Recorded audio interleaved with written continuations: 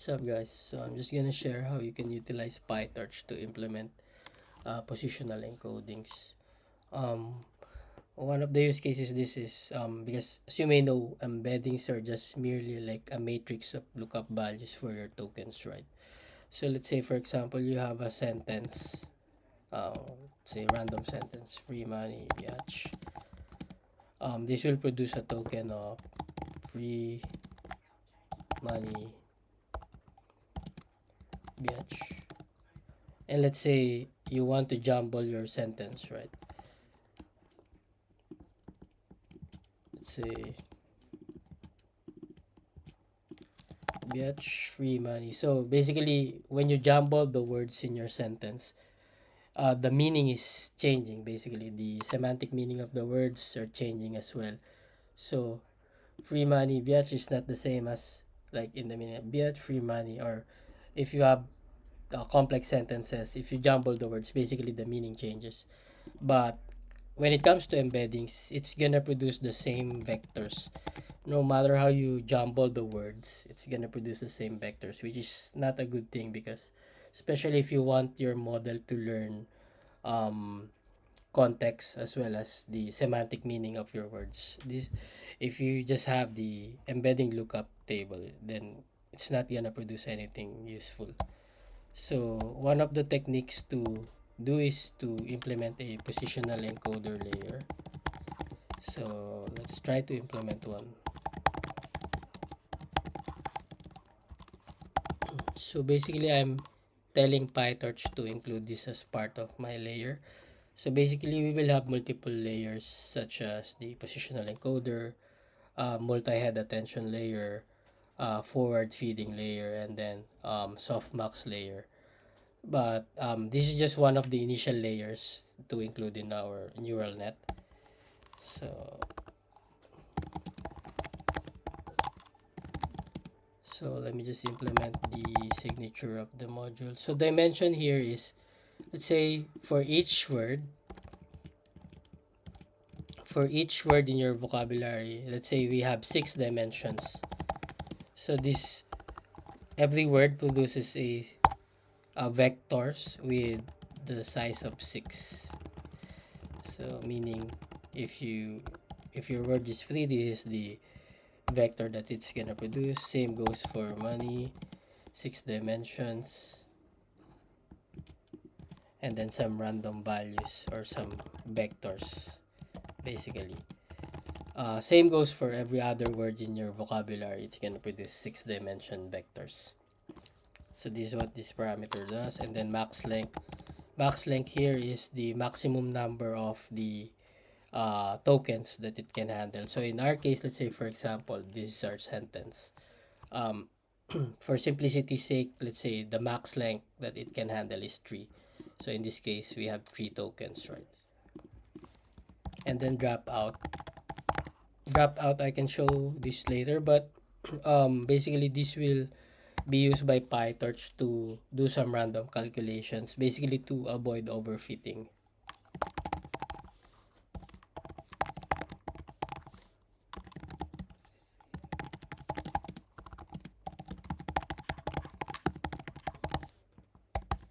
Then I'll produce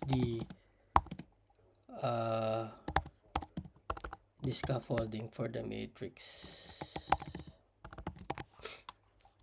max length and dimension. So basically our positional encoder matrix is gonna produce a 3 by 6 matrix. So how it will look like is gonna be like this. So we have dim 0, dim 1, dim 2, dim 3, 4, and dim 5.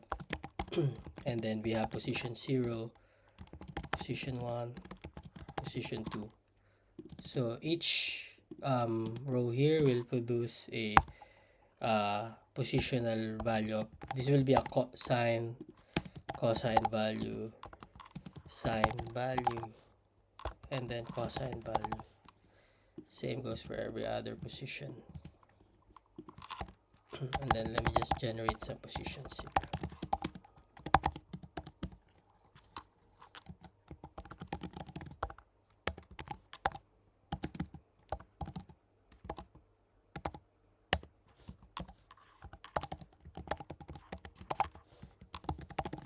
So they will just produce some list of lists that's gonna contain the max length. And then for term, let me explain this in a bit. Well, let me just type it out.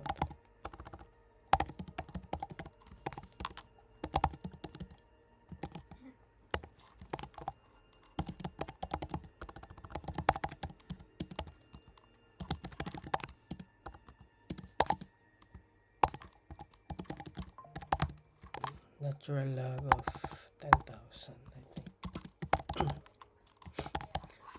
So what this will do, this is basically the formula for the term, but what this will do is starting from column 0, and for every second column, it will multiply it with the value that it will produce. So I think natural log for 10,000 is 9.21.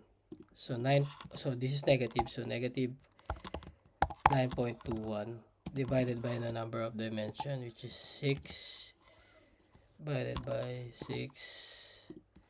So this is negative 1.53, negative 1.53. So whatever value that it sees in the matrix, it will multiply it by 1.53, and that's gonna be the term.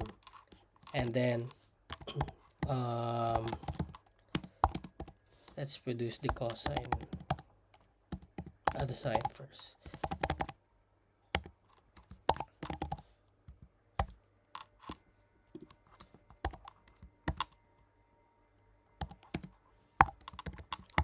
So basically what this does is we're filling in the matrix now that we produce.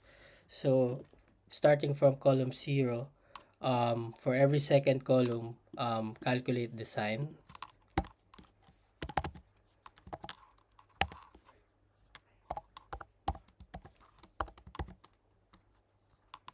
And then starting from the column 1, for every second column occurrence. So basically for even columns, and then for for even columns, and then for odd columns.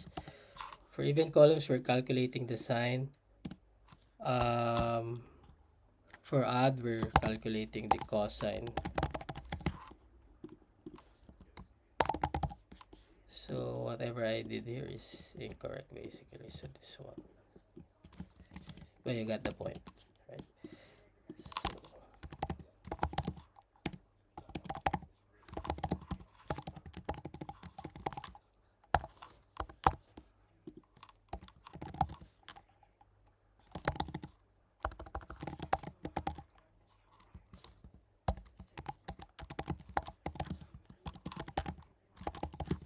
So let's see what we will produce. Test it out first.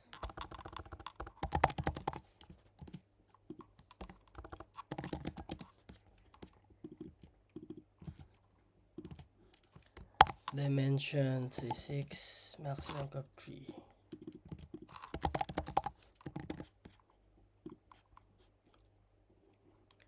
So this is the matrix that they produce, a lookup value that will be added on top of the embeddings vector. So let's try to implement the forward function. So basically, forward will be automatically executed by PyTorch. The output of the forward will be passed on to the next layer, which usually the multi-head attention.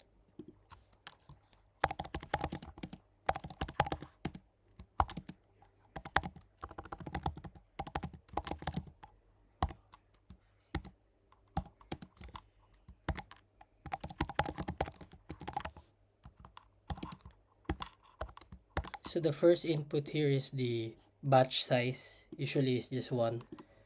This is the size of the input, and then the next one is, I think, the dimensions, if I'm not mistaken. But let's see here. So you'll see what's the effect of self dropout here. So I'm gonna produce, let's say my input tensor is test tensor.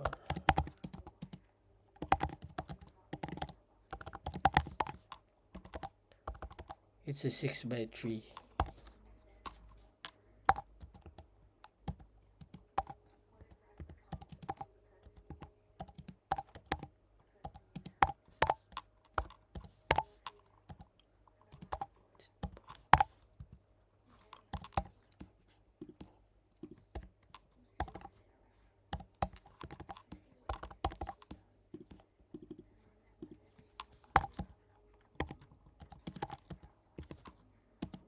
Then just copy some random values here.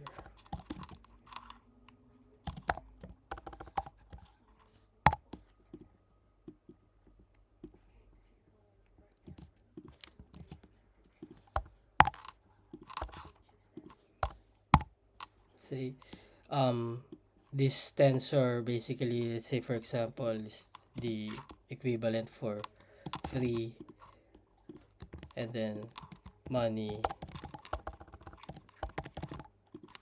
biatch. So let's feed it into the test tensor.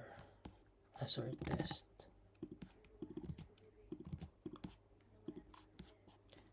So this is gonna be the vectors that we will produce after the positional encoder layer. So if you see here, why did it come up with this value? So the expected here is for the word free, it will produce this lookup value for the positional encoding, plus this uh, embeddings vector for that.